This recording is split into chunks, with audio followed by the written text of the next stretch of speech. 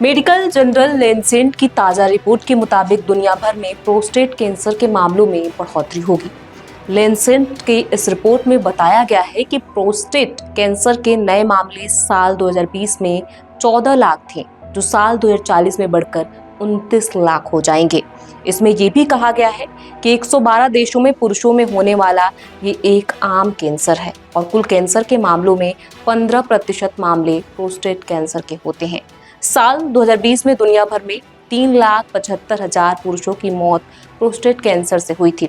इसमें आकलन लगाया जा रहा है कि 2040 तक इन मौतों में 85% की वृद्धि होगी। पुरुषों में कैंसर से होने वाली मौत का ये 5वां कारण है। भारत की बात की जाए तो कैंसर के कुल मामलों में प्रोस्टेट कैंसर 3% और प्रतिवर्ष 33,000 से 42,000 कैंसर के नए मामले सामने आते हैं। कहते हैं कि बीमारियां भेदभाव नहीं करती, वो नहीं जानती आप कितने गरीब हैं और कितने अमीर। उन्हें इस बात से कोई फर्क नहीं पड़ता कि आप दुनिया के सबसे फेमस कलाकार, खिलाड़ी या किसी देश के प्रेसिडेंट हैं। और इस बात के जीते जागते उदाहरण हैं अमेरिका के पूर्व राष्ट्रपति जो बाइडेन को प्रोस्टेट कैंसर होने का पता चला है, जो उनकी हड्डियों तक फैल गया है। भारत के पीएम नरेंद्र मोदी से लेकर अमेरिका के प्रेसिडेंट डोनाल्ड ट्रंप ने पोस्ट के जरिए चिंता और संवेदना जाहिर की है। पीएम मोदी ने अपने पोस्ट में लिखा, जो बाइडेन के स्वास्थ्य के बारे में सुनकर बहुत चिंतित हूँ। हम उनके शीघ्र और पूर्ण स्वस्थ होने की कामना करते हैं। हमारी संवेदनाएं डॉक्टर जिल बिडेन और उनके परिवार के साथ है। बाइडेन को हुए इस बीमारी के बाद हर तरफ प्रोस्टेट कैंसर की चर्चा शुरू हो गई है। जिस तरह से मेडिकल जर्नल लैंसेट ने अपने ताजा रिपोर्ट में ये दावा किया है कि 2040 तक इस बीमारी का प्रसार अपने चरम पर होगा, ये 14 लाख से 29 लाख तक पहुंच जाएगी। ये रिपोर्ट चिंता नहीं बल्कि महामारी की तरफ इशारा करता है। नमस्कार, मैं हूं प्रियांशी और आप देख रहे हैं नवभारत लाइव। प्रोस्टेट पुरुषों के प्रजनन तंत्र का भाग होता है और ब्लैडर मूत्राशय के नीचे होता है। यह अखरोट के आकार का होता है, लेकिन उम्र के साथ वो बढ़ने लगता है। डॉक्टरों का कहना है कि 45 से 50 की उम्र के बाद पुरुषों में प्रोस्टेट से संबंधित समस्या आती है, लेकिन इसका मतलब ये नहीं है कि वो कैंसर ही हो। साथ ही हर व्यक्ति में ये समस्या आए ऐसा भी नहीं है। जब ये बढ़ने लगता है तो डॉक्टर PSA टेस्ट की सलाह देते हैं। जांच के बाद ही अगर कैंसर का शक होता है, आगे और जांच कराई जाती है और नतीजे के अनुसार इलाज शुरू किया जाता है। डॉक्टरों का मानना है कि उम्र बढ़ने के बाद ये बीमारी सामने आती है और ये स्लो ग्रोइंग यानी ये कैंसर धीरे धीरे शरीर में बढ़ता है। इसके अलावा थायराइड कैंसर और कुछ प्रकार के ब्रेस्ट कैंसर होते हैं जो शरीर में धीरे धीरे बढ़ते हैं।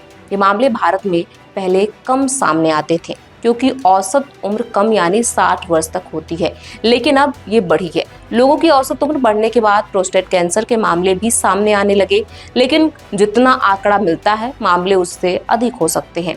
भारत में कैंसर रजिस्ट्री के अनुसार पिछले 1 दशक में प्रोस्टेट कैंसर के मामले बढ़े हैं, लेकिन पश्चिमी देशों की तुलना में 2-3 गुना कम है।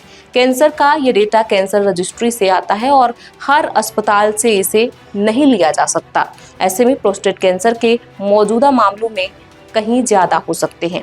प्रोस्टेट कैंसर के मामले इसलिए भी कम आते हैं क्योंकि स्क्रीनिंग प्रोग्राम नहीं है, इसीलिए पता ही नहीं चल पाता। लेकिन पश्चिमी देशों में ज्यादा स्क्रीनिंग होती है। हालांकि इससे कितनी मौत हुई है इसका आकलन करना चुनौतीपूर्ण है, क्योंकि इससे होने वाली मौत की रिपोर्ट कम होती है। अब सवाल ये है कि क्या ये एक लाइफस्टाइल बीमारी है? डॉक्टरों की माने तो जैसे जैसे पुरुषों की उम्र बढ़ती है, प्रोस्टेट कैंसर के मामले सामने आते हैं। इसका कारण जेनेटिक भी होता है। वहीं वीगन या शाकाहारी के मामले, मांसाहारी लोगों में इसका कैंसर होने की आशंका ज्यादा हो सकती है। इसका मतलब ये नहीं कि वीगन या शाकाहारी को ये नहीं होगा, क्योंकि एक धूम्रपान करने वाले व्यक्ति को दिल की बीमारी होने का खतरा अधिक होता है। वहीं जो नहीं पीता है उसे भी दिल की बीमारी हो सकती है।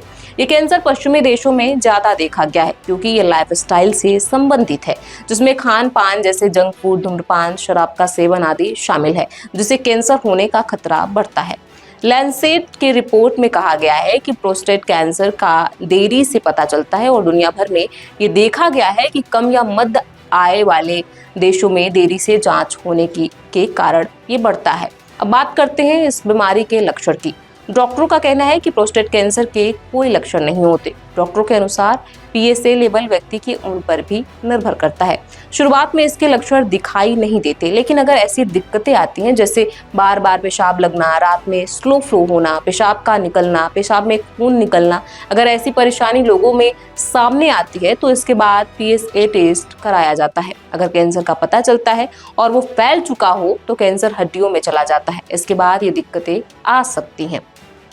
अब बात करते हैं दवाओं की उपलब्धता की। डॉक्टरों का कहना है कि प्रोस्टेट कैंसर के बारे में ब्लड टेस्ट से पता चल जाता है और ये सुविधा ज्यादातर लैब में उपलब्ध होती है। जांच में अगर प्रोस्टेट बढ़ा हुआ है तो इमेजिंग अल्ट्रासाउंड और MIR भी होती है। डॉक्टर बताते हैं कि शुरुआती स्टेज में मरीज की रोबोटिक सर्जरी होती है और उस भाग को निकाल दिया जाता है, लेकिन स्टेज बढ़ी हुई हो तो हार्मोन थेरेपी दी जाती है और फिर मरीज की स्थिति देखकर इलाज किया जाता है। वो कहते हैं कि प्रोस्टेट कैंसर का मरीज 5 से 15 साल तक जीवित रह सकता है, क्योंकि ये एक ऐसी बीमारी है जिसका इलाज हो सकता है।